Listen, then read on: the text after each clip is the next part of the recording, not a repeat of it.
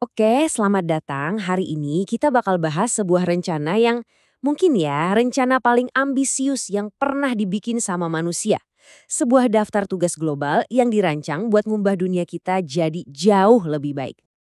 Coba deh bayangin sebentar. Gimana jadinya kalau setiap negara, setiap komunitas, bahkan setiap orang, semuanya kerja bareng buat mencapai tujuan yang sama. Semacam cetak biru bersama untuk masa depan kita. Kedengarannya kayak cerita fiksi ilmiah ya kan? Tapi ternyata hal itu beneran ada. Nah, ini dia tujuan pembangunan berkelanjutan atau yang sering kita dengar sebagai SDGs. Ini bukan cuma ide loh, tapi ini adalah rencana aksi nyata yang udah disepakati sama para pemimpin dunia, termasuk Indonesia. Dan tujuannya gak main-main, mengakhiri kemiskinan, melawan ketidaksetaraan, dan menyelamatkan planet kita. Terus, seberapa ambisius sih rencana ini? Rencana ini mencakup 17 tujuan utama. Betul, 17. Masing-masing tujuan ini menyasar aspek paling fundamental dari kesejahteraan manusia dan kesehatan planet ini. Oke, 10 tujuan pertama ini fokusnya itu ke pilar dasar martabat manusia. Kita ngomongin soal kebutuhan paling esensial, mengakhiri kemiskinan dan kelaparan, mastiin semua orang bisa dapat layanan kesehatan dan pendidikan yang berkualitas. Tapi lebih dari itu, ini juga soal membangun masyarakat yang adil lewat kesetaraan gender, air bersih buat semua, dan pekerjaan yang layak. Ini adalah fondasi buat membangun masa depan yang lebih baik. Nah, tujuan-tujuan berikutnya ini memperluas fokus kita. Dari yang tadinya soal individu, sekarang ke planet dan sistem tempat kita hidup.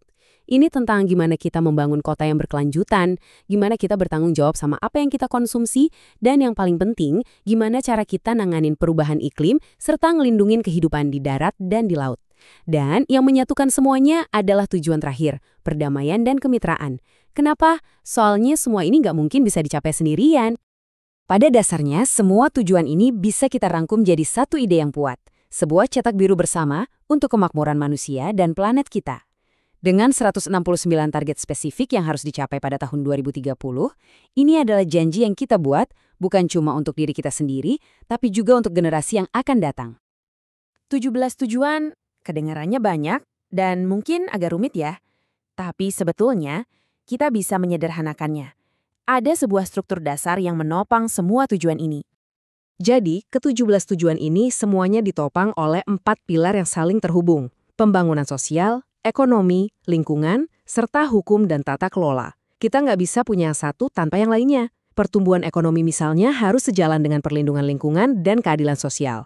Nah, dengan kerangka ini semuanya jadi jauh lebih gampang buat kita pahami. Oke, jadi poin pentingnya gini. Kita tahu apa yang harus dilakukan. Pertanyaan besarnya adalah bagaimana? Gimana caranya kita mengubah tujuan-tujuan besar ini jadi kenyataan di lapangan? Jawabannya ternyata ada di satu kata, rekayasa. Nah, disinilah ide-ide besar itu ketemu sama solusi praktis. Untuk setiap tujuan yang kedengarannya abstrak, ada alat rekayasa yang nyata. Mau kesehatan yang baik, ada AI medis. Butuh air bersih, diwujudkan lewat sistem air pintar. Kota berkelanjutan dibangun di atas jaringan listrik cerdas. Rekayasa inilah yang jadi jembatan antara cita-cita dan kenyataan. Jadi bentuk inovasinya di dunia nyata tuh kayak gimana sih? Yuk, kita lihat beberapa contoh luar biasa di mana para insinyur lagi membangun masa depan kita sekarang juga. Kita mulai dari sesuatu yang paling dekat sama kita semua ya, kesehatan dan kesejahteraan. Di sini lagi terjadi revolusi dan rekayasa ada di pusatnya. Coba lihat teknologinya. Ada yang namanya Internet of Medical Things. Simpelnya, ini adalah saat perangkat kesehatan kayak monitor jantung itu terhubung langsung ke internet. Ini memungkinkan pemantauan pasien secara real time. Terus, ada AI yang bantu dokter mendiagnosis penyakit jauh lebih cepat. Ada juga robot yang ngambil alih tugas-tugas kayak disinfeksi dan telehealth yang bawa konsultasi dokter ahli langsung ke rumah kita lewat video. Ini bukan fiksi ilmiah loh, ini udah terjadi sekarang. Oke, selanjutnya kita beralih ke sumber daya kita yang paling vital, air. Memastikan setiap orang punya akses ke air bersih dan sanitasi itu adalah sebuah tantangan rekayasa yang luar biasa besar. Para insinyur ini nyerang masalah ini dari semua sisi.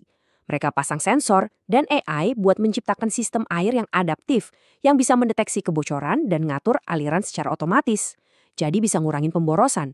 Mereka nggak cuma bangun infrastruktur baru, tapi juga memulihkan ekosistem alami seperti sungai.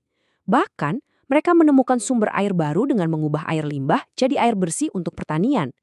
Ini pendekatan yang benar-benar menyeluruh.